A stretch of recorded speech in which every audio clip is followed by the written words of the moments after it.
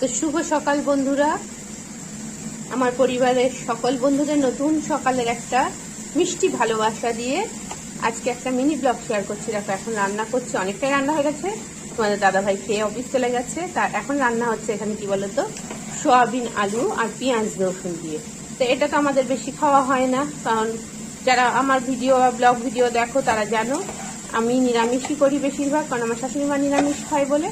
তা আজকে যেহেতু অম্বুবাচী আছে সেই সুযোগে আজকে করে নিলাম পেঁয়াজ রসুন দিয়ে একটু সয়াবিনের তরকারি। তো চলো তরকারিটা করে নিই। তো দেখো করবো কষা কষা তরকারি, তো অল্প পরিমাণে জল দিয়ে দিয়েছি আলুটা সেদ্ধ হওয়ার জন্য।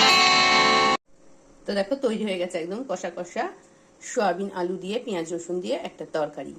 তো চলো আজকে আমরা জমিয়ে এই তরকারিটা খাবো। আর সাথেই তরকারি না, সাথে ওখানে আগে করে নিয়েছি মাছ, সেটাও আছে, আলু দিয়ে মাছের ঝোল। আর এখানে রয়েছে উচ্ছে আলু পেঁয়াজ দিয়ে ভাজা। তো চলো মিনি ব্লগ থেকে বিদায় নিচ্ছি।